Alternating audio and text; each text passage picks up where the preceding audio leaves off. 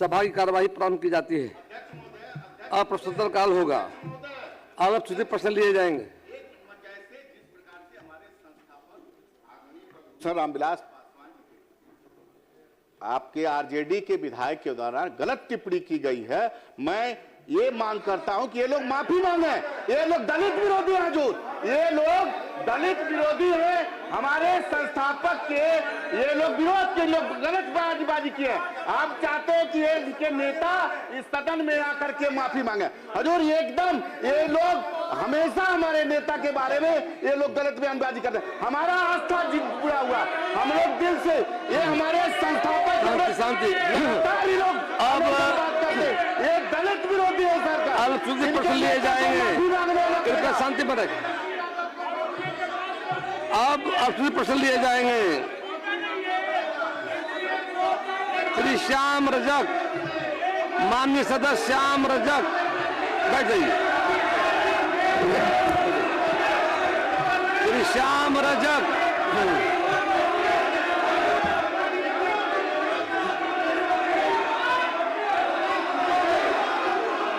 शांति शांति।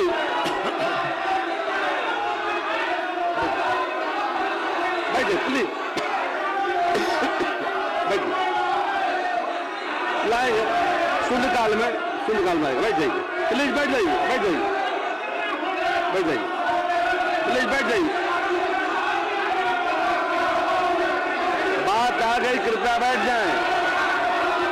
अभी प्रश्नकाल है, तख्ती हटा दें, अपने अपने स्थान में बैठ जाएं।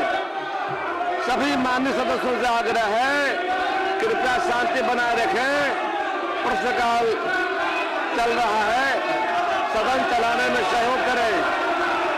शांति शांति शांति। विषय आ गया है, विषय राजू तिवारी जी, बैठिए।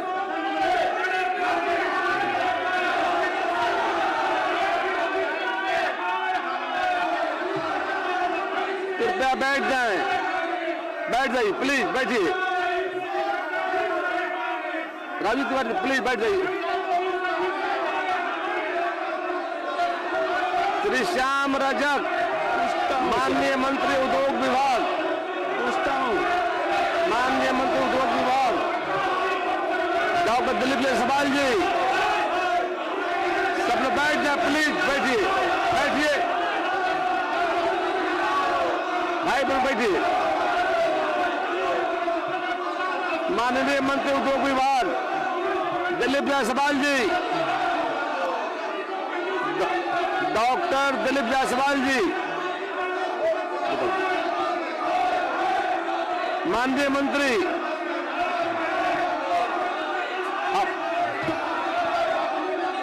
बैठ जाइए प्लीज, बैठिए, बैठ जाइए सब लोग। अध्यक्ष महोदय, प्रश्नकाल है, शांति शांति। राजू तिवारी जी बैठ जाइए प्लीज, बैठ जाइए। अध्यक्ष महोदय, बैठिए। आपने अपना प्रवेश कर दिया। भारत सरकार के साथ एमओयू अंतर्गत 35,28 crore litre 1060 kilo litre per day annual offtake quantity निर्धारित किया गया है। बिहार में डेडिकेटेड इथेनॉल इकाइयों द्वारा 1602 किलो लीटर पर डे की उत्पादन इथेनॉल उत्पादन करने वाले इकाइयों तथा तेल विपणन कंपनियों के बीच हुए समझौता से यह स्पष्ट किया गया है कि तेल विपणन कंपनियों द्वारा निर्धारित ऑफटेक क्वांटिटी के अनुरूप इथेनॉल की खरीद की जाएगी। सार्वजनिक क्षेत्र के 3 तेल कंपनी विपणन कंपनियों और संभावित इथेनॉल उत्पादकों के बीच हस्ताक्षरित इन समझौतों में 10 वर्ष के अवधि के लिए 100% इथेनॉल उत्पादन की खरीद का आश्वासन दिया गया था। और इस तरह जो है माननीय सदस्य बिहार विधान, माननीय मंत्री जवाब कर कृपया बैठ जाए। राजू तिवारी जी प्लीज, हम मौका देंगे 0 आवर में मौका देंगे आपको, हम 0 आवर में बैठ जाइए। अभी मंत्री का जवाब हो रहा है, आपसे आग्रह है, माननीय मंत्री का जवाब हो रहा है। समय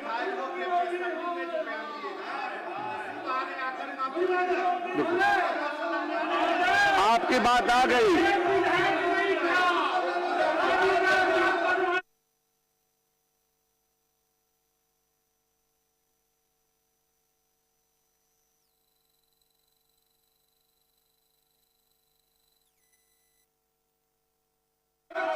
आपकी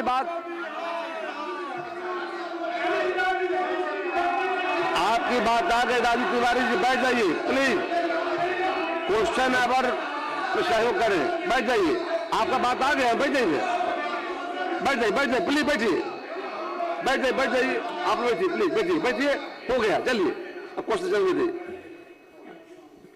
हाँ पूरे पूछ लीजिए आप। हाँ अध्यक्ष महोदय, इनका जवाब जो आया है, लेकिन मेरा ये कहना है कि भारत सरकार ने इथेनॉल खरीद पर बिहार का कोटा आधा कर दिया है, जबकि पूरे देश में 88 इथेनॉल प्लांट हैं।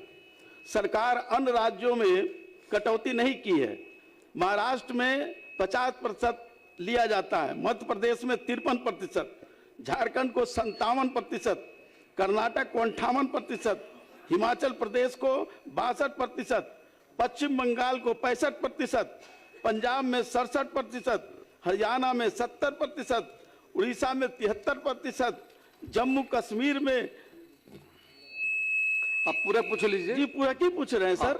जब वहां पर इतना ज्यादा स्तर पर इथेनॉल खरीदा जा रहा है, जबकि माननीय मुख्यमंत्री जी भी अभी 8 दिसंबर को गए थे बक्सर, और वहां उप मुख्यमंत्री जी भी गए थे बक्सर। नवानगर में Bharat plus ethanol private limited का निरीक्षण किया था, और वहां आदेश दिया था उन्होंने कि 100% इथेनॉल खरीद का आश्वासन भी दिया था। लेकिन इसके बावजूद यहाँ आधा कटौती हो गया, जिसके कारण 7% इथेनॉल कंपनियां बंद हो गई है। 700 से ज्यादा मजदूर जो काम करते थे सब बेकार हो गए हैं, जबकि हमारी सरकार की नीति है कि हम रोजगार देंगे। 700 लोगों का रोजगार छीना गया है। और तो मैं यही पूछ रहा हूं कि क्या सरकार केंद्र सरकार को आग्रह करेगी कि आधे जो हमारा कटौती किया है वो कटौती को खत्म करे, और पेट्रोल कंपनियों के साथ जो समझौता हुआ है कि 15% वो लेगा, लेकिन उसमें भी वो नहीं ले रहे हैं। तो ये शर्तों पर पेट्रोल कंपनियों के साथ वार्ता करके इस बिहार के 22 इथेनॉल जो कंपनियां हैं जो बंद पड़ रही है, उसको फिर से चालू कर और यहाँ के किसानों का जो मक्का के किसान है उसको और 700 मजदूरों को जो रोजगार छिना रहा है उसको करने का काम करेंगे। अध्यक्ष महोदय, अभी जो डेडिकेटेड इथेनॉल इकाई भारत सरकार के साथ जो एमओयू हुआ था, उस एमओयू में था कि 1060 किलोलीटर पर डे, यानी 35 करोड़ 28 लाख लीटर एथेनॉल इनका जो है एग्रीमेंट के तहत भारत सरकार की तेल कंपनी खरीदेगी। लेकिन इन लोगों के द्वारा उत्पादन जो है 1060 किलोलीटर पर डे के अगेंस्ट में 1602 किलोलीटर पर डे उत्पादन क्षमता का संयंत्र इनके पास है। लेकिन एग्रीमेंट जो हुआ था, भारत सरकार ने जो कोटा अलॉट किया था वो 1060 किलोलीटर पर डे का ही कोटा अलॉट किया था। लेकिन उसके बाद भी भारत सरकार को चूंकि तेल की ज़रूरत जब ज़्यादा रहती है और तेल कंपनी अगर उससे ज़्यादा अलॉटमेंट से ज़्यादा जब बनाते हैं तो भारत सरकार उस तेल को परचेज कर लेती थी। लेकिन इस बीच में तेल का जो वेयर हाउसिंग लॉजिस्टिक जहाँ था, तेल की मात्रा बढ़ गई वहाँ पर, तो उन लोगों ने जो परचेज कर रहे थे उसका उन्होंने कोटा घटा दिया है। हम लोगों ने बिहार सरकार की ओर से भारत सरकार को लिखा है कि आप हमारा कोटा जो है बढ़ाइए, क्योंकि जो इथेनॉल के फैक्ट्री कंपनी वाले यहाँ हमारे फैक्ट्री हैं, वो जो क्षमता 1602 किलोलीटर पर डे के क्षमता का उत्पादन का शक्ति उनका है, तो सभी इथेनॉल उनसे परचेज किया जाए। हालांकि वो 1060 किलोलीटर के एग्रीमेंट के तहत ही वो बाध्य है लेने के लिए, लेकिन फिर भी हम लोगों ने ये पत्र लिखा है और हमको लगता है जल्द इस पर कोई निदान निकल जाएगा। पूछ लीजिए श्याम बाबू, पहले आपको पूछना है। अध्यक्ष महोदय, ये कह रहे कि भारत सरकार को हमने पत्र लिखा है, लेकिन उस पर गंभीरता के साथ उनके साथ वार्ता करके इसको चालू कराना चाहते हैं कि नहीं? सरकार गंभीर है, एकदम निश्चित गंभीर नहीं लग रही है। जवाब देखा नहीं। मैंने दो बात कही है माननीय सदस्य को। मैं बताना चाहूंगा अध्यक्ष महोदय कि 1060 किलो लीटर यानी 35 करोड़ 28 लाख लीटर जो है इथेनॉल परचेज करने का एग्रीमेंट हमको अलॉटमेंट हुआ था, लेकिन ये लोग एथेनॉल बना रहे हैं 1602 किलो लीटर पर डे, इनकी क्षमता है। उसके बाद भी हमने पत्र लिखा है और बहुत गंभीरता के साथ हम प्रयासरत हैं कि इथेनॉल कंपनी में जो इथेनॉल की फैक्ट्री है वो जितना तेल बनाते हैं, उनको इथेनॉल बनाते हैं, हम उनको परचेज करने के लिए भारत सरकार से अनुरोध किए हैं और बहुत गंभीरता के साथ हम इसको जल्द ही कोटा बढ़वाने का काम करेंगे। महोदय, तो बहुत बड़ा उम्मीद मक्का किसानों के मन में जगा महोदय। बिहार में मक्का का उत्पादन बहुत अधिक होता है और शायद एशिया में मक्का उत्पादन में अपना बिहार जो है पूरे आगे है। और जब ये बंद हो रहा है, माननीय मंत्री जी ने भी स्वीकार किया कि विभिन्न परिस्थितियों के कारण उसका असर पड़ा है। अभी इसके कारण मक्का का जो उत्पादन हुआ इस उम्मीद पर कि इथेनॉल फैक्ट्री में खरीद लिया जाएगा, लेकिन अब नहीं खरीदा जा रहा है महोदय। इसके कारण किसानों को मक्के का मूल्य का लागत मूल्य भी नहीं मिल पा रहा है और मक्का का किसान त्राहिमाम कर रहा है। मैं जानना चाहता हूं सरकार से कि क्या किसानों की जो उम्मीद थी और जो उत्पादन हुआ और जो मक्का आज उसका रखा हुआ है, उसका जो नुकसान हो रहा है, उसकी भरपाई करने का विचार सरकार रखती है कि नहीं रखती है? पूछ लीजिए, आप पूछ लीजिए, एक ही बार जवाब दीजिएगा। सब पूछ लीजिए पहले करके। माननीय सदस्य, पूरा पूछिएगा, पूरा ही पूछ रहा हूं कि उन्होंने कहा कि कृषि विभाग मक्के का उत्पादन बढ़ाया। आप लगभग बिहार में 12 ऐसे इथेनॉल की इंडस्ट्री है चालू कराए, भारत सरकार नहीं ले रही है। इंडस्ट्री का जो मालिक है महोदय वो बैंक करप्ट हो रहा है, उसके पास पैसा इंटरेस्ट देने के लिए नहीं है और बैंक उसको नोटिस कर रही है, उसकी इंडस्ट्री बंद हो रही है। अगर इस परिस्थिति में क्या जो 22 इथेनॉल की फैक्ट्री बनाने के लिए जो आपने एमओयू साइन किया, अब तो वो इंडस्ट्री नहीं आएगी महोदय। पूरा पूछिए ना। और इंडस्ट्री के मालिक कह रहा है कि हम बैंक करप्ट हो गए, अब हमारी इंडस्ट्री बंद होने वाली है। तो जब आप जान रहे थे कि भारत सरकार नहीं खरीद सकती है, तो मक्के का उत्पादन किसान को परेशान करने के लिए आपने क्यों बढ़वाया? पूरा पूछ लीजिए, मैं चाहूंगा। भारत सरकार जब अगर नहीं खरीद सकती है तो फिर आप बिहार के लोगों को झूठा आश्वासन देकर इंडस्ट्री क्यों लगवाया? क्या आप बैंक जो करप्ट हो रहे हैं इंडस्ट्री के मालिक, जब तक उसका इथेनॉल नहीं खरीदा जाता है, क्या आप उसका बैंक का सूद माफ करने के लिए सरकार विचार करती है कि नहीं? जी, अंतिम आप है, पूछ लीजिए। कोई नई बात तो बताइए। नई बात ही बता रहे हैं अध्यक्ष महोदय। केवल भारत सरकार तेल कंपनियों के माध्यम से इथेनॉल खरीदे, एक ये व्यवस्था है। इससे अलग भी व्यवस्था है कि पूरे देश में इथाइल अल्कोहल का कंजम्पशन भारी मात्रा में है। होम्योपैथी मेडिसिन के अंदर इसका उपयोग होता है। साथ ही साथ बिहार में शराबबंदी है, बिहार के बाहर बड़े पैमाने पर इथाइल अल्कोहल का कंजम्पशन है फैक्ट्रियों में। क्या सरकार उन कंपनियों के माध्यम से यहाँ जो एक्सेस इथेनॉल प्रोडक्शन हो रहा है 1060 किलो लीटर से अधिक 1602 किलो लीटर, शेष 602 किलो लीटर इथेनॉल का कंजम्पशन वहां कराने का विचार रखती है? मार्केटिंग की व्यवस्था करे ना सरकार। बैठिए, सुन लीजिए। जवाब बहुत अच्छा रहा। देखिए, दोबारा बता दीजिए। मैं 3 बातें बताना चाहूंगा। पहला तो ये कि भारत सरकार ने 1060 किलो लीटर पर डे यानी 35 करोड़ 28 लाख ही हमको कोटा दिया था लीटर बनाने के लिए, लेकिन जो हमारा प्लांट लगा वो 1602 किलो लीटर यानी 50 करोड़ लीटर से भी ज़्यादा वो उत्पादन कर रही है। तो कोटा तो भारत सरकार का पहले से 1060 किलो लीटर पर डे ही था, लेकिन लेकिन भारत सरकार को तेल अगर इथेनॉल लेने में कोई दिक्कत नहीं था तो सब इथेनॉल परचेज कर लेती थी, लेकिन कोटा निर्धारित है हमारा 1060 किलो लीटर ही। पहली बात। दूसरी बात ये कि इस तरह का मीडिया में भ्रामक प्रचार भी दिया जा रहा है, इथेनॉल फैक्ट्री बंद हो रहा है, बंद हो रहा है, बंद हो रहा है। 3 बार मैं इसलिए बोल रहा हूं कि बहुत ज्यादा सोशल मीडिया में इस तरह की बातें आ रही है। मैं बताना चाहूंगा कि हम इंसेंटिव देते हैं किसी भी फैक्ट्री को, तो हमारे रिपोर्ट में जो उन्होंने, चूंकि हमसे करोड़ों करोड़ रुपया फैक्ट्री वाले इंसेंटिव भी लेते हैं पूरे बिहार में। 1700 करोड़ रुपया का अभी मैं मुख्यमंत्री जी, उप मुख्यमंत्री जी सभी को धन्यवाद दूंगा कि इंसेंटिव उन्होंने अलॉट किया है। और मेरे रिपोर्ट में जो आया है जिसमें उन्होंने इंसेंटिव क्लेम किया है कि 23/12/2025 से 25/12/2025 यानी 2 दिन के लिए फैक्ट्री बंद रहा, और 28/12 से लेकर के 31/12/2025 तक, चूंकि दिसंबर का उन्होंने रिपोर्ट जनवरी में भेजा कि बंद कितना दिन रहा, तो कुल 7 दिनों तक जो है ये फैक्ट्री उसमें उन्होंने बंद किया। और 2026 में जो है हमारा जो है अभी जनवरी का रिपोर्ट अभी वो लोग भेजेंगे, तो आधा हो गया, फैक्ट्री बंद हो गया, मजदूर बेरोजगार हो गए। तो भाई जब इंसेंटिव आप क्लेम कर रहे हैं तो आप तो इसमें लिखते हैं कि 2 दिन ही फैक्ट्री बंद है। ये उन्हीं का रिपोर्ट है और मैं हाउस में बोल रहा हूं। सही बात है कि फैक्ट्री जो भी खुलता है उसके साथ हमारा भावनात्मक रिश्ता है।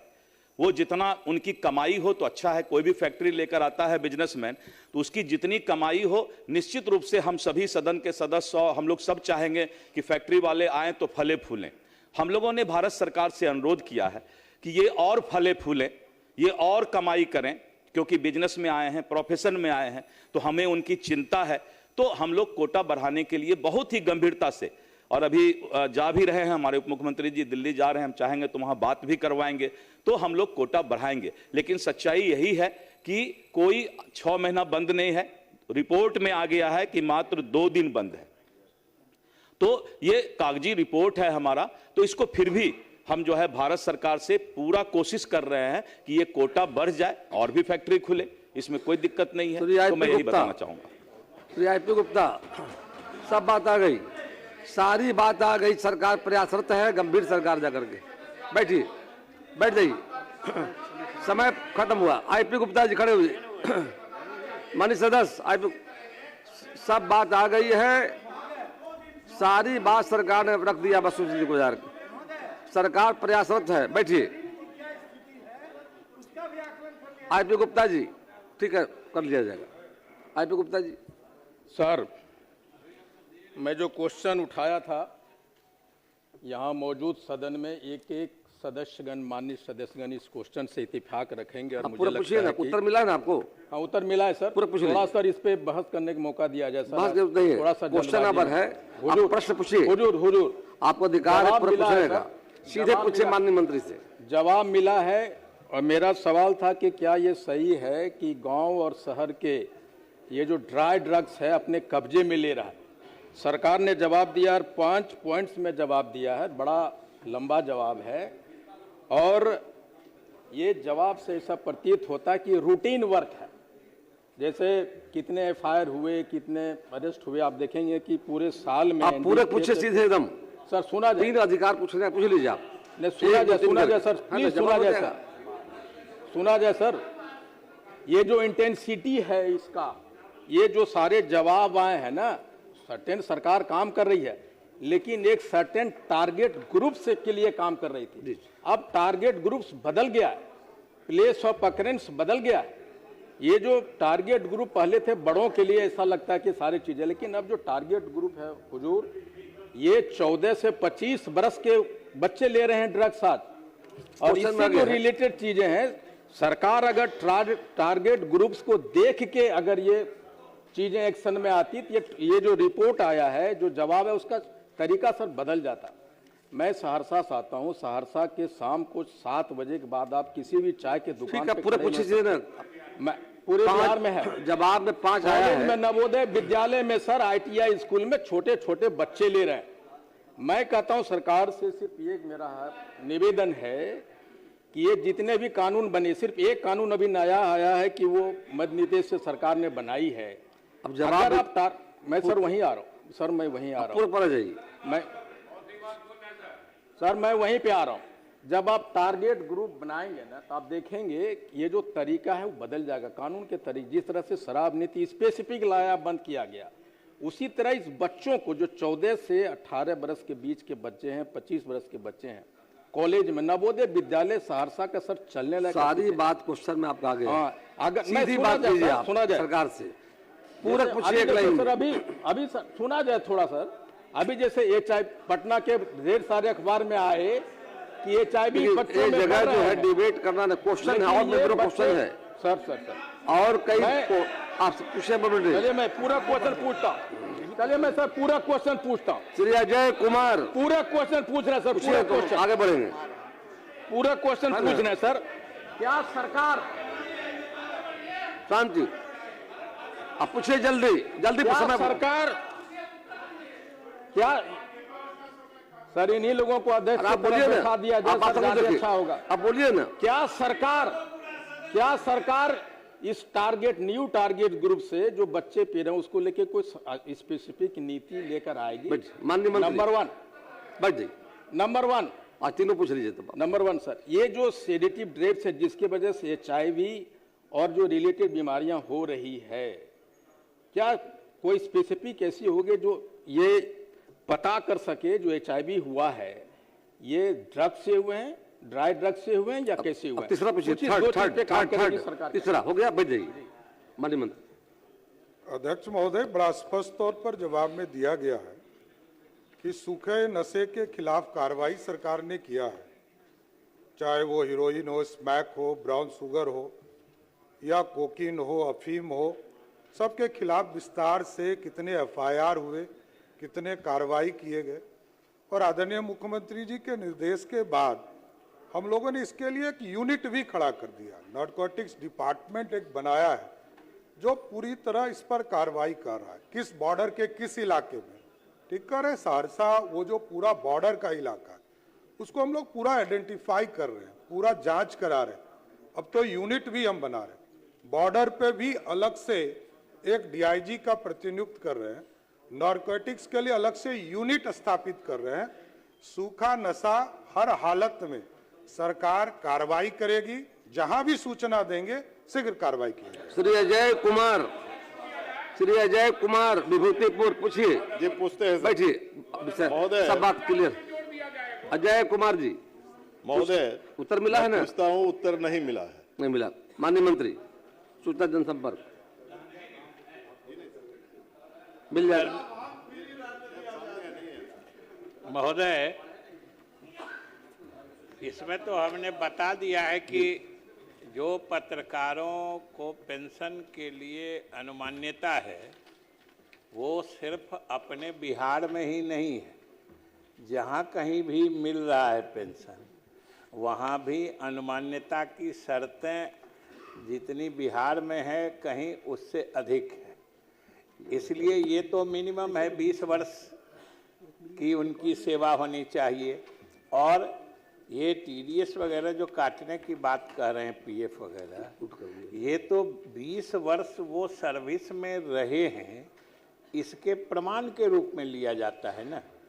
शर्त तो एक है कि 20 वर्ष की उनकी सेवा अवधि होनी चाहिए, और 20 वर्ष की सेवा अवधि है ये तो जो उनके एम्प्लॉयर हैं या जिस भी मीडिया समूह के साथ वो कार्यरत हैं वो उनको वहाँ से सैलरी दिए होंगे, PF काटे होंगे, जो भी होगा रिकॉर्ड, उससे वेरीफाई कराने के लिए ये सब मांगा जाता है। ये सब कोई अलग से शर्त नहीं है महोदय। और जहाँ तक पेंशन की बात है महोदय, मेरे पास अन्य कई राज्यों के बारे में सूचना है कि जितना पेंशन बिहार सरकार दे रही है उतना किसी दूसरे राज्य में नहीं दिया जाता है। और फैमिली पेंशन भी जो एक बार मतलब जो पत्रकार हैं उनकी असामयिक दुखद मृत्यु के बाद फैमिली पेंशन के रूप में भी जो अनुमान्यता है वो जो बिहार में है वो किसी दूसरे प्रदेश में नहीं है। इसलिए और कहीं भी कोई इस तरह का पेंशन या कुछ भी दिया जाता है तो मिनिमम सेवा शर्त तो रहता ही है अजय जी।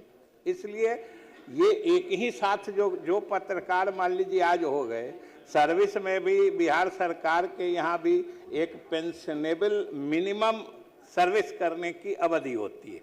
तो इसलिए महोदय ये उचित है और अन्य राज्यों में भी इसी तरह से। मोहम्मद कबूल होदा,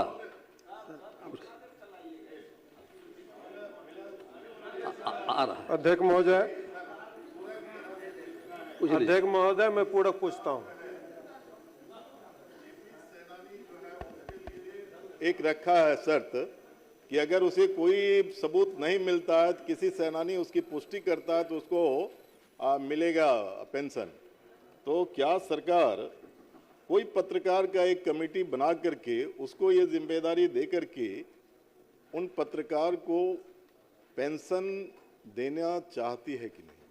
क्योंकि पत्रकारों की संख्या जो अभी तक मेरे पास है कि सिर्फ 75 पत्रकार को ही उस हिसाब से पेंशन मिल रहा है। बिहार में सर सिर्फ 75 पत्रकार नहीं है।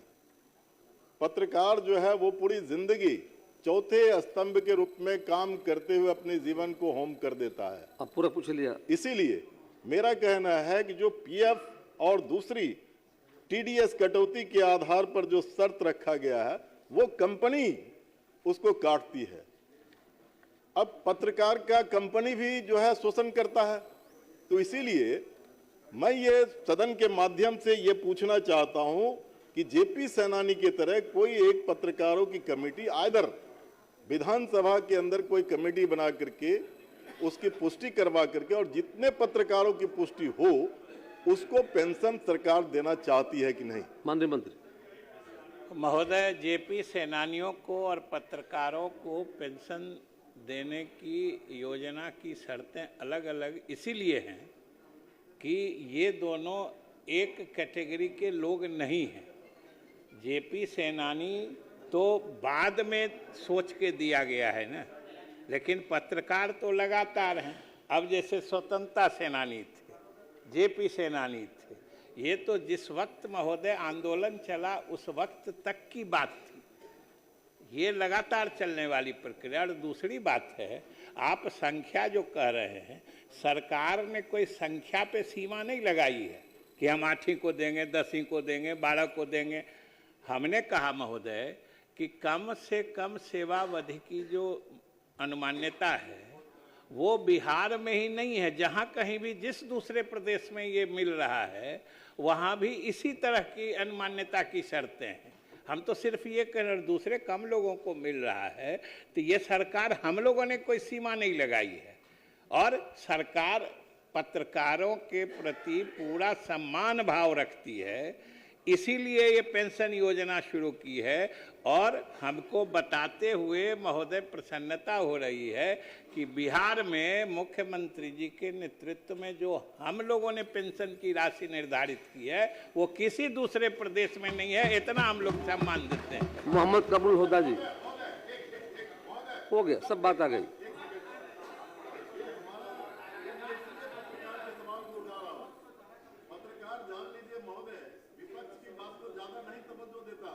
बावजूद इसके मैं पत्रकार, बिहार के अंदर जितने पत्रकार हैं उनके पेंशन की मांग मैं ये कर रहा हूं, मैं उस सवाल को उठा रहा हूं। और इसीलिए मैं ये माननीय मंत्री जी से आप पूछिएगा, आपको जब मौका मिलेगा पूछ लीजिएगा। आप सब जानते हैं गोदी मीडिया क्या कर रही है, आपको पता है, सबको पता है। इसीलिए मेरा माननीय मंत्री जी से है कि क्या बिहार के अंदर सभी पत्रकार जो है उनको पेंशन देने के लिए कुछ अगर नियमों में कुछ शिथिलता लाना है तो ला करके देना चाहती है कि नहीं? मुझे तो इतना ही सिर्फ सरकार विचार करेगी। माननीय अध्यक्ष महोदय, बिहार राज्य के 18% मुस्लिम आबादी का एक बड़ा मामला है। सरकार के बेहतर व्यवस्था नहीं देने की वजह से अहम फरीजा हज की अदायगी नहीं कर पाते हैं। आप पूरा पूछ लीजिए, क्या चाहते हैं? वही पूरा की पूछ रहे हैं महोदय। महोदय, बिहार के हाजियों को मुंबई, कोलकाता, दिल्ली एयरपोर्ट में इनकी व्यवस्था की गई है। महोदय, ये मामला जो है भारत सरकार संबंधित है, ऐसे आप महोदय, जब गया एयरपोर्ट से 2012-18 में हाजी यात्रा हज के लिए जाते थे, 6000 से 7000 हाजी जाते थे। अब महोदय 2025 में 12000 से अधिक हाजियों की मक्का जाने के लिए लक्ष्य था। अब चाहते हैं मात्र पटना से ना? आप पटना चाह रहे हैं ना? 2378 का ही है। आपका आग्रह पटना से ना? जेपी महोदय, इसलिए मैं सरकार से मांग करता हूं कि बगल में हमारा एयरपोर्ट पटना है, पटना एयरपोर्ट से महोदय इसका व्यवस्था किया जाए ताकि ज्यादा से ज्यादा हाजी हज को जा सके और देश का अमन विषय आ और गया। बिहार राज्य के अमन और आपका शांति विषय आ की गया। दुआ मांग सके, जवाब सुनिए। बिहार के विकास की दुआ मांग सके, पटना एयरपोर्ट से इनका व्यवस्था किया जाए माननीय महोदय। मंत्री। बगल में पटना एयरपोर्ट है, हज भवन के बगल में एयरपोर्ट है महोदय, इसका व्यवस्था यहाँ से किया जाए सुन लीजिए, आप महोदय। बात रख दी आपने। अध्यक्ष महोदय, इसमें 2-3 बातें हैं।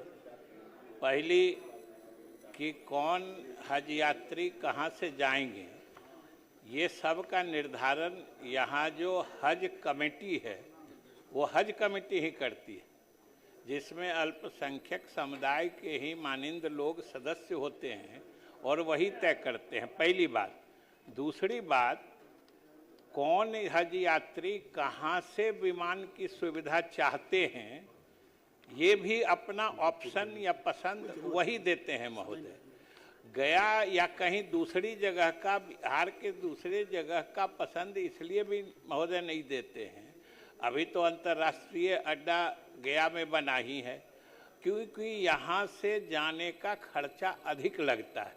हम लोगों ने कोई रोक नहीं लगाई है, पिछली दफ़ा भी किशनगंज से विशेष व्यवस्था करके हम लोगों की सरकार ने उनको हज यात्रा पर भेजने की व्यवस्था की थी, और आगे भी अगर हज यात्री कोई विशेष सुविधा चाहते हैं तो सरकार तो इस बारे में पूरे संवेदनशीलता से विचार करती है।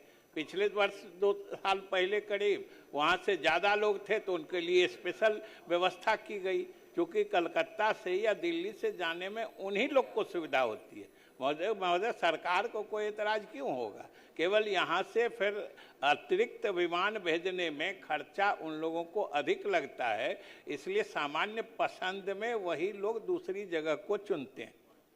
अब तारांकित प्रश्न लिए जाएंगे। श्री चंद्रशेखर जी। महोदय, जवाब आया है 15 साल से वो शिविर है और एफआईआर की अनुशंसा होती है मठाई में। तो मैं माननीय मंत्री जी से आपके माध्यम से पूछना चाहता हूं कि शिविर को ओपी में परिवर्तित कर और स्वतंत्र भवन, पुलिस पदाधिकारियों, महिला कांस्टेबल और कांस्टेबल के लिए बनाने का विचार रखते हैं? माननीय मंत्री जी।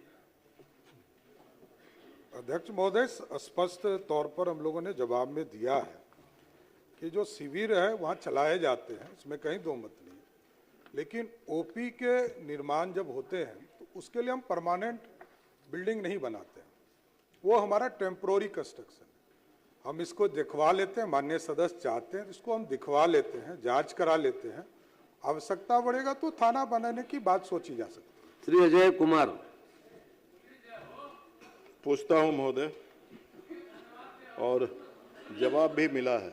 माननीय मंत्री मैं अल्पसंख्यक कल्याण।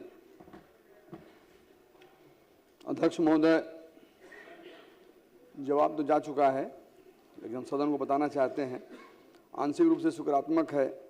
राज्य सरकार द्वारा अल्पसंख्यक कल्याण विभाग के माध्यम से प्रत्येक जिला मुख्यालय में अल्पसंख्यक कल्याण छात्रावास का निर्माण कराया जाता है। इसके अधीन एक अल्पसंख्यक बालक छात्रावास समस्तीपुर जिला मुख्यालय में चल रहा है। वर्तमान नीति के अनुसार राज्य योजना अंतर्गत प्रखंड स्तर पर छात्रावास निर्माण का प्रावधान नहीं है। मोहम्मद आबिदुर रहमान। प्रावधान है ही नहीं, तब सुने नहीं, जिला सब पर चल रहा है। इसलिए लाया कि प्रावधान नहीं है, प्रावधान लाने के लिए ही तो मैं क्वेश्चन लाया कि आप क्या इस आधार पर जहां अल्पसंख्यकों की आबादी है जिन ब्लॉकों में, उसको चिन्हित करके वहां क्या आप छात्रावास अल्पसंख्यकों के लिए, छात्र और छात्राओं के लिए आप निर्माण करना चाहते हैं कि नहीं? माननीय मंत्री। अध्यक्ष महोदय, अल्पसंख्यक छात्रों की आवश्यकता एवं शैक्षिक संस्थानों की उपलब्धता के आधार पर अल्पसंख्यक कल्याण छात्रावास का निर्माण किया जाता है, उसको हम दिखवा लेते हैं। Thank you. मोहम्मद आबिदुर रहमान। श्री संतोष कुमार निराला।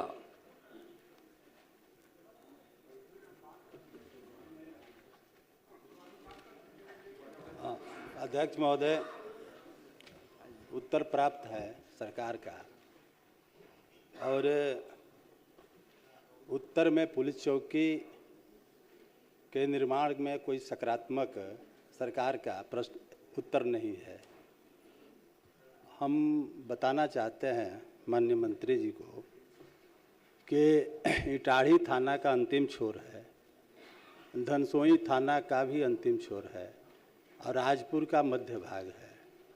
आए दिन वहाँ छिटपुट घटनाएं होती रहती है और वहाँ कई एक दुकानें हैं, बाजार लगती है और 10+2 का स्कूल भी है।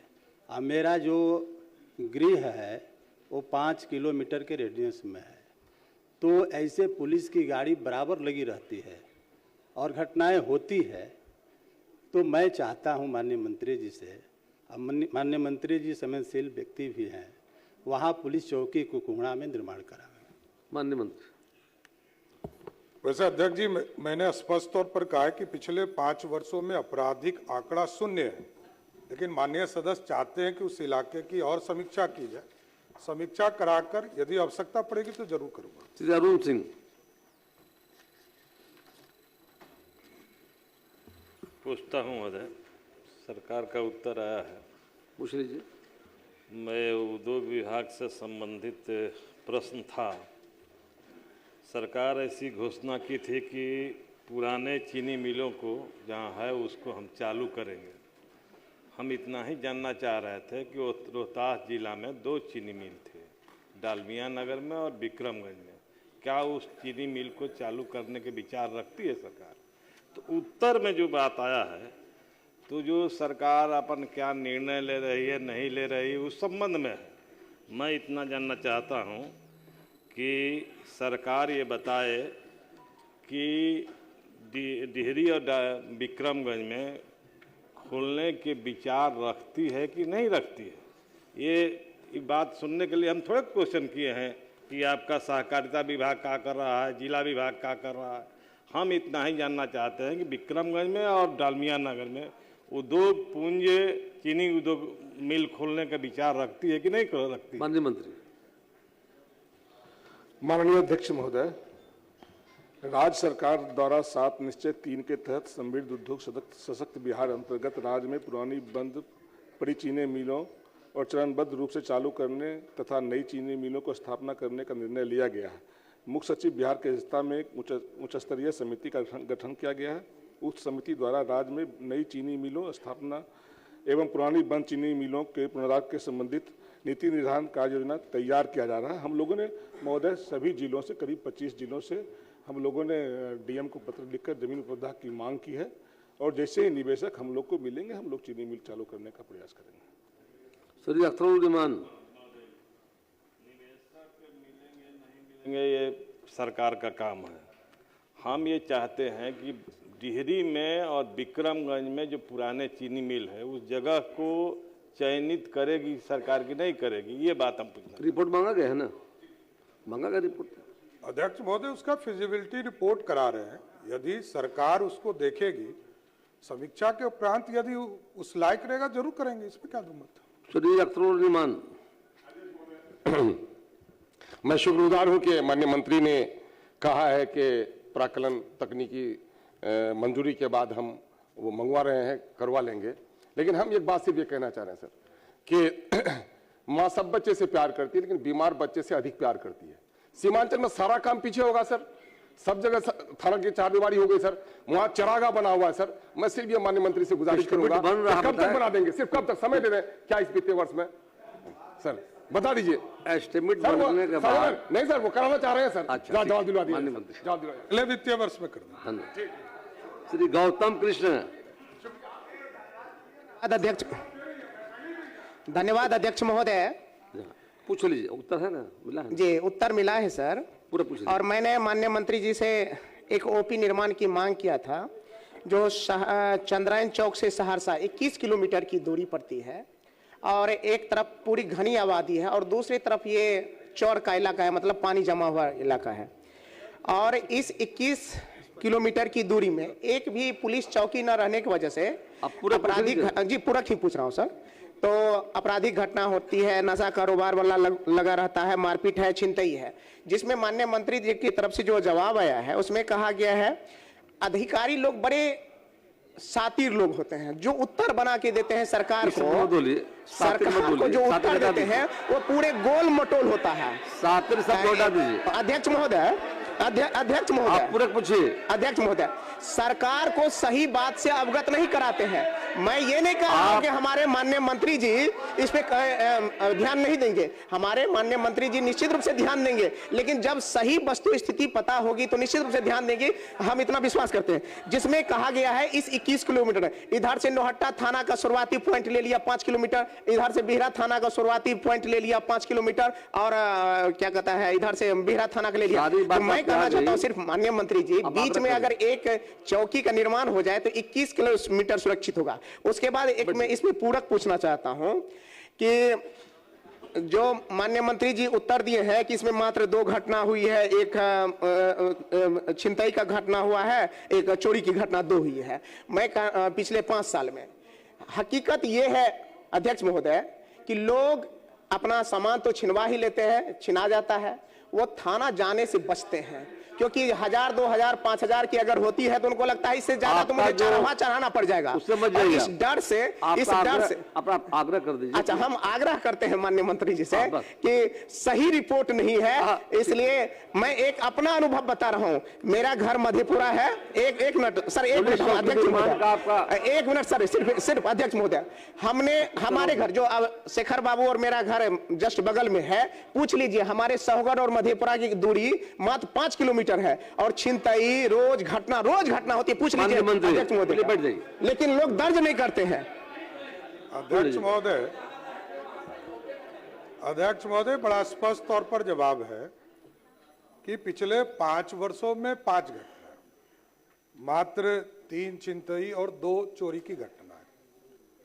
इसमें कहीं तो मत नहीं है। सरकार सुशासन के साथ चलाना चाहती है आदरणीय मुख्यमंत्री नीतीश कुमार के नेतृत्व में, और 5 साल में 5 घटना होगा तो ओपी कैसे खुलेगा? एक, लेकिन माननीय सदस्य तो अभी कुछ दिनों से काम कर रहे हैं उस इलाके में, मैं 27 साल से उसी इलाके में काम कर रहा हूं। मैं ठीक है, लेकिन मैं जरूर यह कहता हूं, मैं इसका जांच करा लेता हूं, यदि संभव होगा तो जरूर करेंगे, क्यों नहीं करेंगे। श्री वशिष्ठ सिंह महोदय,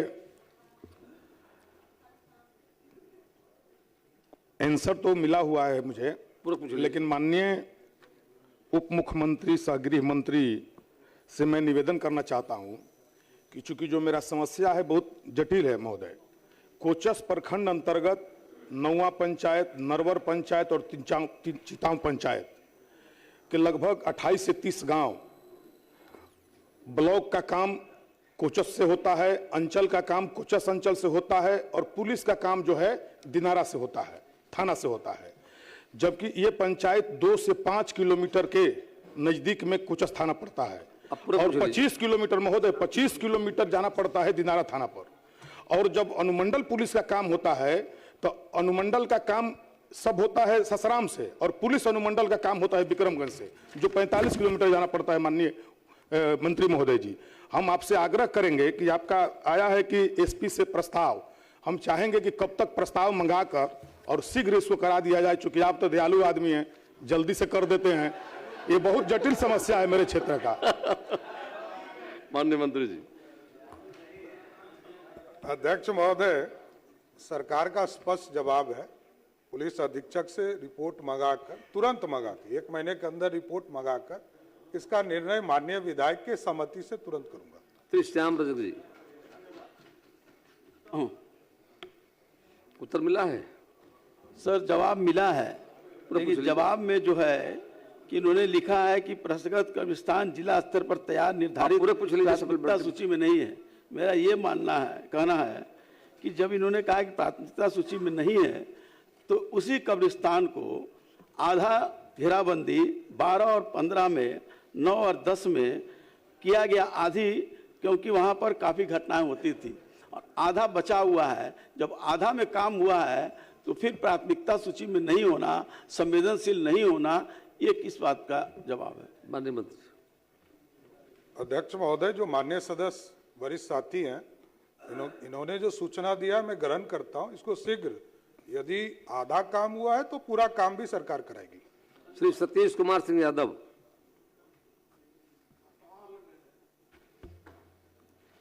माननीय अध्यक्ष महोदय, पूछता हूं, जवाब मिला है अध्यक्ष महोदय।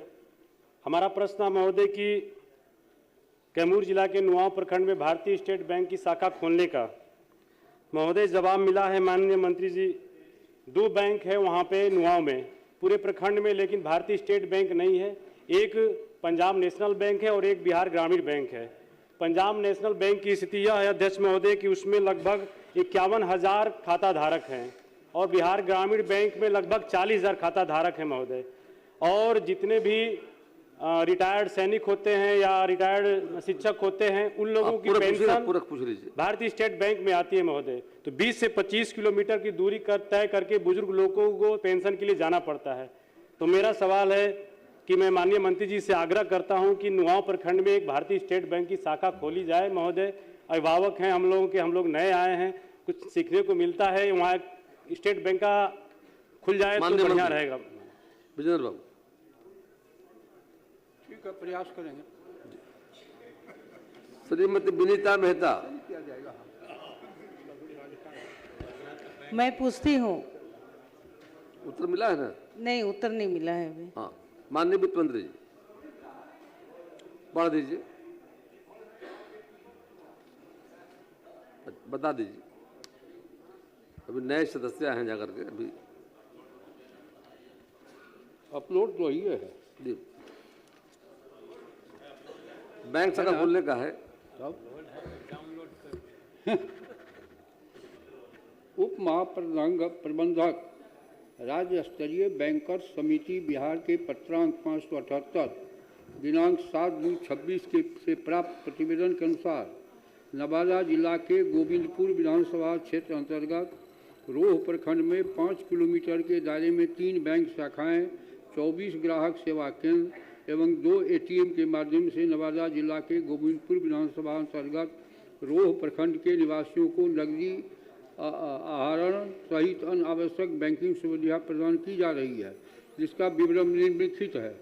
बैंक का नाम पंजाब नेशनल बैंक, नजर दी 2, शाखा है 2, किलोमीटर है 5।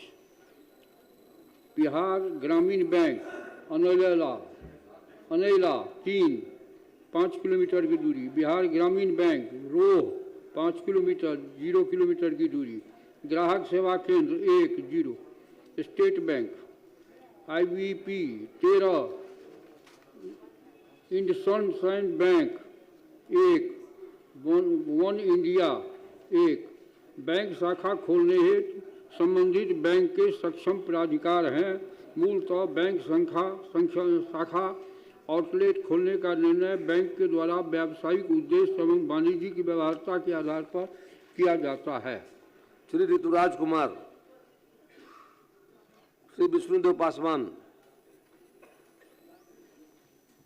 माननीय अध्यक्ष महोदय, उत्तर प्राप्त हुआ है। उत्तर से संतुष्ट हूं, लेकिन मैं इस सदन के माध्यम से मांग करता हूं कि सीवान जिला के दरौली विधानसभा में सभी प्रखंडों में पंचायतों की संख्या अधिक और क्षेत्र बड़ा होने के कारण वर्तमान में अग्निशमन वाहन की संख्या कम है। सभी प्रखंडों में अग्निशमन वाहनों की संख्या बढ़ाई जाए। धन्यवाद। मंत्री। अध्यक्ष महोदय, बड़ा स्पष्ट तौर पर बताया गया है कि दरौली थाना में मिस्ट टेक्नोलॉजी अग्निशमन वाहन प्रतिनियुक्त है, लेकिन माननीय सदस्य ने जो चिंता जाहिर किया उसको जिलाधिकारी के साथ एक बैठक कराकर उसको विस्तृत रिपोर्ट मांगते हैं। माननीय सदस्यगण, प्रश्नों का उत्तर आपके सीट के सामने लगे टाइम में रहता है, उसे बस देखें। अगर कोई दिक्कत हो तो सचिवालय आपको मदद करेगा। श्री नीतीश मिश्रा, श्री कुमार शैलेंद्र प्रस्तुत किए गए हैं।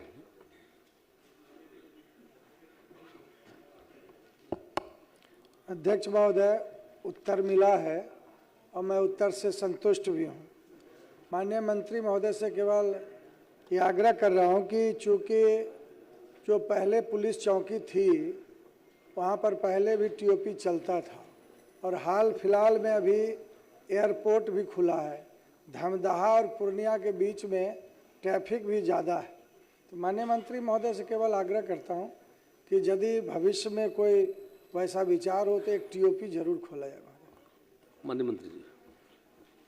महोदय, मैंने बताया कि मात्र 3 किलोमीटर की दूरी पर थाना है, लेकिन मैं समीक्षा करा लेता हूं, एक रिपोर्ट मांगता हूं, उसके आधार पर विचार किया सकता है। श्री पूरनलाल टुड्डू। श्री पूरनलाल टुड्डू। अध्यक्ष महोदय, माननीय मंत्री सामान्य प्रशासन विभाग से यह बतलाने की कृपा करेंगे कि क्या यह बात सही है कि संताली भाषा भारत। आप क्वेश्चन कर रहे हैं, ऐसा है जी? आप उत्तर मिला है ना आपको? नहीं मिला है। ठीक है, माननीय मंत्री उत्तर दे दीजिए, बैठ जाइए, उत्तर सुन लीजिए। अपलोड किया हुआ है, लेकिन महोदय उत्तर सुन लीजिए, फिर पूछिएगा पूरा, बैठ जाइए। इसमें बात इतनी ही है कि माननीय सदस्य का कहना सही है कि 2003 में संविधान में संशोधन करके संथाली भाषा को 8वीं सूची में शामिल कर दिया गया। उसके अनुरूप भारत सरकार ने नोटिफिकेशन 2004 में निकाल दिया। वो निकाल दिया तो वो तो स्वतः पूरे देश में लागू हो जाता है। फिर अलग से बिहार में नोटिफिकेशन करने की क्या बात माननीय सदस्य कह नहीं रहे। अगर वो स्पष्टता से कह दें या एक पत्र लिख दें तो हम अलग से इसको दिखवा लेंगे। चलिए, अभिषेक रंजन जी। जवाब जो मिला है महोदय, उससे हम असंतुष्ट ही नहीं बल्कि हैरान भी हैं। कानून व्यवस्था को मापने का जो किलोमीटर से जो मानदंड तय किया गया है, ये हैरानी वाला बात है महोदय। मझौलिया थाना के अंतर्गत 29 पंचायतें आती हैं और लगभग 50 से 60 किलोमीटर का जो क्षेत्र है वो मझौलिया थाने के अंतर्गत आता है। लगभग क्राइम का डाटा देखा जाए तो मझौलिया थाने में प्रति माह पिछले माह 100 से अधिक FIR दर्ज हुए हैं। पिछले महीने जनवरी के माह में 4 से 5 अनआइडेंटिफाइड डेड बॉडीज मिली थी और पूरे जिला में 200 जो चोरी होती है उसमें से 20 से ज्यादा चोरी मझौलिया थाने में रिपोर्ट की जाती है। सरिस्वा सर, वही पूरक पूछ रहे सर। सरिस्वा बाजार जो है सर, वो साधारण बाजार नहीं है, वो इंटरनेशनल बॉर्डर को टच कर रहा है। नेपाल का जो बॉर्डर है उससे सटा हुआ बॉर्डर है। तो सर मेरा पूरक ये है कि क्या 29 पंचायत और 50 से 60 किलोमीटर क्षेत्र एक ही थाना से नियंत्रित करना व्यवहारिक है? क्या सरकार किसी जन सुरक्षा सरकार की प्राथमिकता होनी चाहिए? सरिस्वा बाजार में अविलंब अस्थायी पुलिस OP की स्थापना की सर हमारी मांग है और अगर इसे कंसिडर किया जाए तो सर हम काफी धन्यवाद देंगे। अध्यक्ष महोदय, मैं माननीय सदस्य और आरक्षी अधीक्षक दोनों की एक संयुक्त बैठक करके पूरी इलाके की समीक्षा करके एक रिपोर्ट आ जाता है, उसके आधार पर निर्णय लेते। श्री उपेंद्र प्रसाद। सरकार के जवाब आया भी है और जो हमने प्रश्न किया है उसका जवाब सही है, लेकिन महोदय मेरा इतना ही कहना है कि जो माननीय उच्च न्यायालय ने जो आदेश दिया है सरकारी कर्मचारियों के लिए जो बिना लेखा परीक्षा पास किए को भी ACP का लाभ देना है, वो 28/6/2024 को ही आदेश पारित है और आज तक उसको लागू नहीं किया गया है। क्या यह पर्याप्त समय नहीं है लागू करने के लिए? बस इतना ही सरकार से जानना चाहते हैं कि कब तक सरकार इसको लागू करेगी। महोदय, हमने तो कहा है उत्तर में, जिससे वो संतुष्ट भी है कि सरकार लागू किए हुए है। चाहे हाईकोर्ट का मामला हो या हमारे यहाँ इस तरह के मामलों में निर्देश सभी विभागों को वित्त विभाग देता है, उसने भी निर्देश दिए हैं। तो कोर्ट के आदेश और वित्त विभाग के निर्देश, इन दोनों के आलोक में सभी विभाग और हमारे क्षेत्रीय कार्यालय भी उसका अनुपालन कर रहे हैं। अगर कोई मामला विशेष हो जहां पर कोई अधिकारी किसी क्षेत्रीय कार्यालय में या सचिवालय में अगर ये लागू नहीं हो रहा है तो सदस्य अलग से सूचना देंगे तो हम लोग जरूर दिखवा लेंगे। श्री मनोज यादव, लिख के दे दीजिए। श्री मनोज यादव। श्रीमती सोनी रानी। अध्यक्ष महोदय, मैं पूछती हूँ। माननीय मंत्री उद्योग। अध्यक्ष महोदय, सुपौल जिला के अंतर्गत वैसे कुछ उत्तर अपलोड किया हुआ है, कोई पूरक प्रश्न हो तो या उत्तर नहीं लिखे हैं तब उत्तर पढ़ देते हैं। उत्तर पढ़ लिए हैं? नहीं मिला है सर। ठीक है, बता दें। तो नए लोग हैं दिक्कत थोड़ी हो रही है। सुपौल जिला के अंतर्गत त्रिवेणीगंज प्रखंड प्रमुख कृषि प्रधान क्षेत्र है। यहाँ की भौगोलिक स्थिति और मिट्टी मक्का तथा आलू की खेती के लिए उपयुक्त है। उद्योग विभाग द्वारा किसानों एवं निवेशकों के हित में खाद्य प्रसंस्करण के क्षेत्र में निजी निवेश को निरंतर प्रोत्साहित किया जा रहा है और निजी क्षेत्र के निवेशक को प्रोत्साहित एवं आकर्षित करने हेतु औद्योगिक नीति और विभिन्न सुविधाएं वित्तीय सहायता भी प्रदान की जाती है।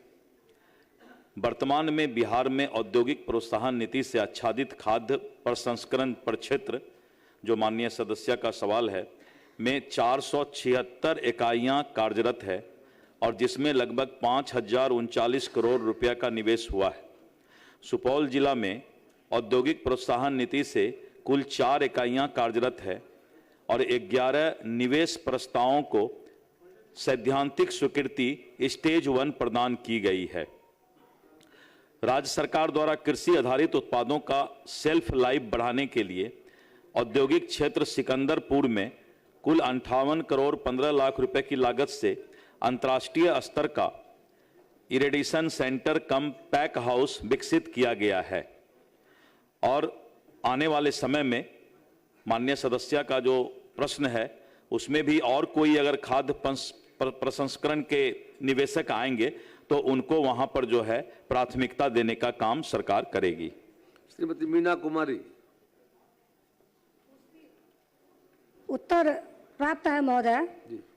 ये जो मदनेश्वर स्थान में जो बीओपी की मैंने मांग किया है, तो मैं माननीय मंत्री जी को कहना चाहूंगी कि ये बाबूबढ़ी प्रखंड 20 पंचायत का है और माननीय मुख्यमंत्री जी जो ने जनगणना करवाई, उस जनगणना के आधार पर वहाँ पर 2,75,000 जनसंख्या है।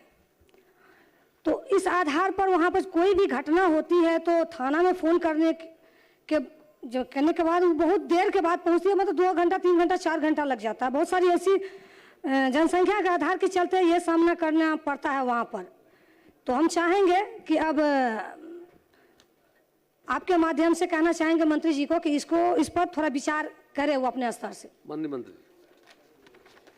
माननीय अध्यक्ष महोदय, लगभग 8 किलोमीटर पर अंधराटाड़ी थाना है और इसके बावजूद माननीय सदस्य जैसा बता रही है, तो इसको मैं वहाँ पर आरक्षी अधीक्षक से एक रिपोर्ट मंगाकर इसको देखता हूँ कि आवश्यकता है कि नहीं है। माननीय सदस्य से भी विचार को उपरांत उस पर निर्णय लेंगे। श्रीमती शालिनी मिश्रा। माननीय अध्यक्ष महोदय, उत्तर प्राप्त हुआ है और माननीय मंत्री जी ने कहा है कि 5 जगहों से गन्ना के बीज का वितरण किया जाता है। ईक अनुसंधान पूसा, भारतीय गन्ना अनुसंधान लखनऊ, मोतीपुर और प्रमाणित कृषकों के द्वारा और चीनी मिल के द्वारा।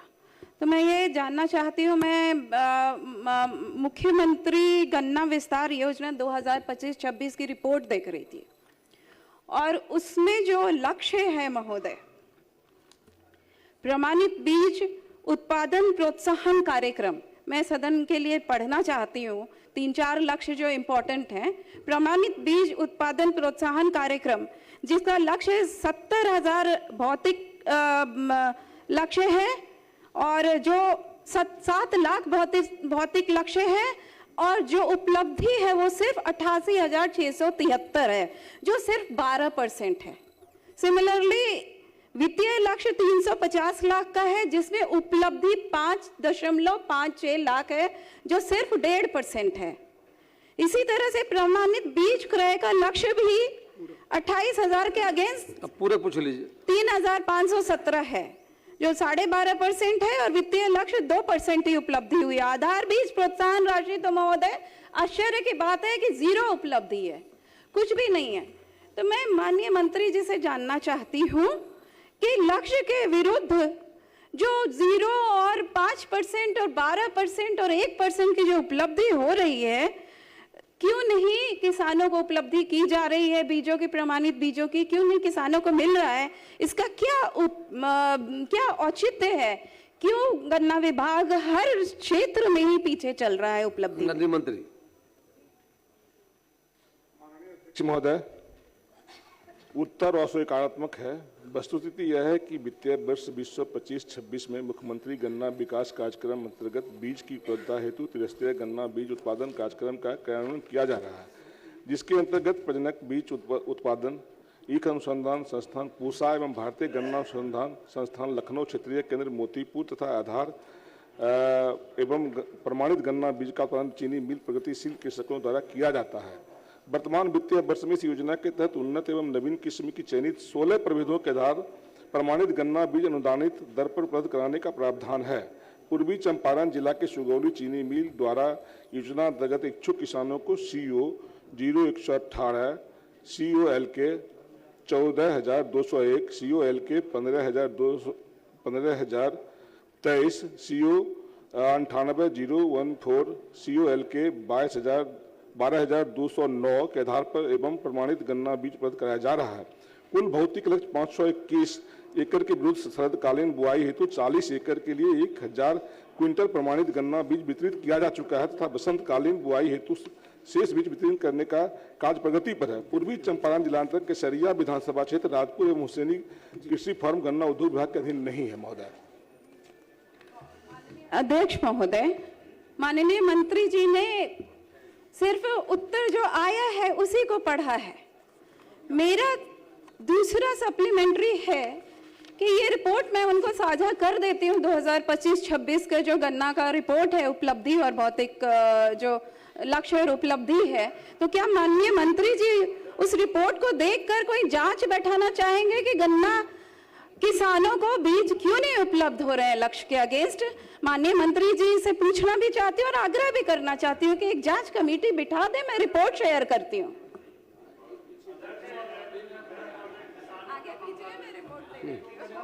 माननीय मंत्री ने जो जवाब दिया उसका हम बैठे बैठे अध्ययन कर रहे थे। अध्यक्ष महोदय, इन्होंने एक बात की अपनी जवाब में जिक्र किया अध्यक्ष महोदय कि गन्ना बीज जो उपलब्ध कराई जा रही है, कुल भौतिक लक्ष्य 521 एकड़ के विरुद्ध मात्र 40 एकड़ में 1000 क्विंटल प्रमाणित बीज वितरित किया गया है। महोदय, जब मंत्री ने यह स्वीकार किया 521 एकड़ के एवज में मात्र 40 एकड़ में ही बीज गन्ना का उपलब्ध कराया गया, तो माननीय मंत्री जी को स्पष्ट बताना चाहिए कि इतना कम प्रमाणित बीज गन्ना किसानों को क्यों उपलब्ध कराया जा रहा है। माननीय मंत्री जी। माननीय सदस्य जी, अगर आप उपलब्ध करा दें तो मैं दिखवा लेता हूं इसको। अब प्रश्नोत्तर काल समाप्त, सरकार दिखवा लेगी। अब प्रश्नोत्तर काल समाप्त हुआ। जिन प्रश्नों के उत्तर तैयार हो उन्हें सदन पटल पर रख दिए जाएं। प्रभारी मंत्री ऊर्जा विभाग। महोदय,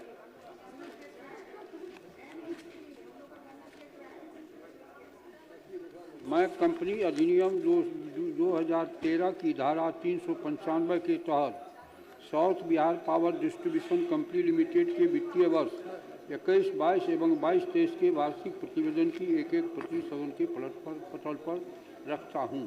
अब कार्य स्थगन प्रस्ताव सुना ली जाएगी। माननीय सदस्यगण, आज दिनांक 16 फरवरी 2026 के लिए निम्न सदस्यों से कार्य स्थगन प्रस्ताव सूचना प्राप्त हुई है। श्री अजय कुमार साबिसा, श्री कुमार साबिसा, मौका देंगे आप, मौका देंगे, मैं मौका दूंगा, आप बच जाइए।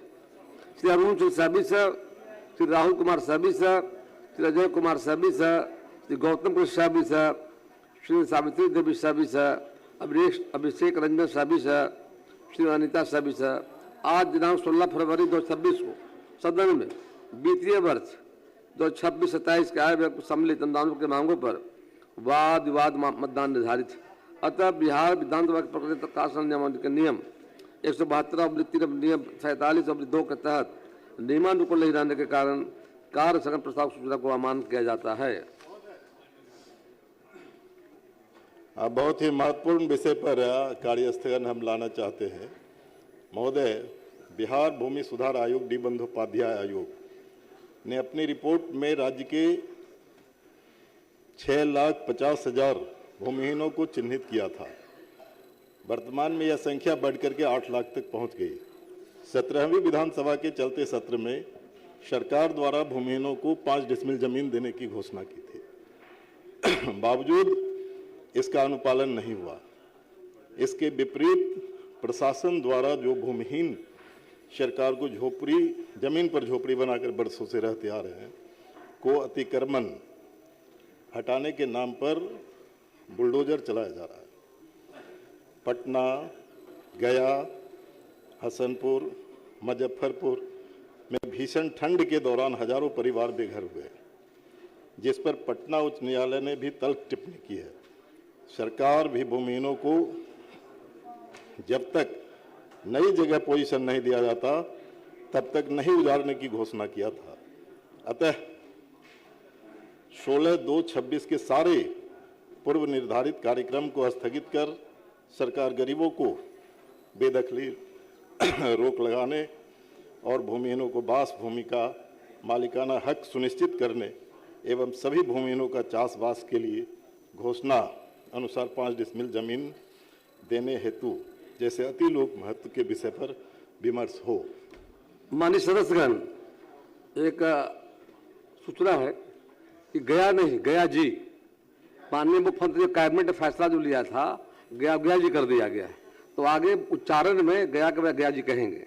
राजू तिवारी जी। अध्यक्ष महोदय, मैं आपके माध्यम से हम नेता प्रतिपक्ष के बयान जो उनके दल के आरजेडी के जो विधायक हैं वो हमारे पार्टी के संस्थापक श्रद्धेय पद्म भूषण रामविलास पासवान जी के प्रति जो उन्होंने अभद्र भाषा का प्रयोग किया है, मैं मांग करूंगा इस सदन में, जैसे माननीय हमारे नेता पद्म भूषण रामविलास पासवान जी का 50 साल का बेदाग करियर रहा महोदय, 6 प्रधानमंत्री के साथ उन्होंने काम किया है और ये आरजेडी वाले लोग इनकी संस्कृति क्या रही है महोदय बताने की आवश्यकता नहीं है। ये जंगल राज की उपज है, ये गिरगिट की तरह रंग बदलने वाले लोग हैं महोदय। अभी कल ये बेचारे कर रहे थे, आज मूर्ति की मांग करते हैं। ये प्रायश्चित करने वाले लोग नहीं है। देखिए इस सदन में खूबसूरती, मुख्यमंत्री हमारे पूरे कैबिनेट के साथ रहते हैं, इनका नेता प्रतिपक्ष पता नहीं है। नेता प्रतिपक्ष जो है ये गंदे लोग हैं महोदय। माफी तेजस्वी यादव होना चाहिए। अब शून्यकाल लिए जाएंगे, कृपया शोरगुल न करें, बैठ जाएं। आपकी बात तिवारी जी आ गई है, आपको मौका दिया गया था, बैठ जाइए। श्रीमती अनीता बैठ जाइए। जीरो आवर है, आपने अपनी बातों को राजू अब रख दिया है, उस बात को श्रीमती अनीता बैठ जाइए, बैठ जाइए प्लीज, बैठ जाइए। अपनी बातों को रख दिया आपने क्वेश्चन हमारे में रखा था बात को, आपको मौका दिया गया है, आप बात को रख दिए, कृपया बैठ जाइए, बैठ जाइए। श्रीमती अनीता, शून्यकाल लिए जाएंगे। अब सदन बैठ जाइए, शून्यकाल है, ज्ञान आकर्षण है। शून्यकाल लिए जाएंगे और ध्यान आकर्षण आप सबों का है। मेरा आग्रह है, राजू तिवारी जी अपनी बातों को रख दिया है। देखिए एक बात को 10 बार देखा जाएगा, आपने 2 बार क्वेश्चन आवर के समय मौका दिया था आपको, प्रश्न आवर के समय मौका दिया था आपको, अभी शून्यकाल मौका दिया है, अपनी बातों को आपने रख दिया है, कृपया बैठ जाइए। ठीक है,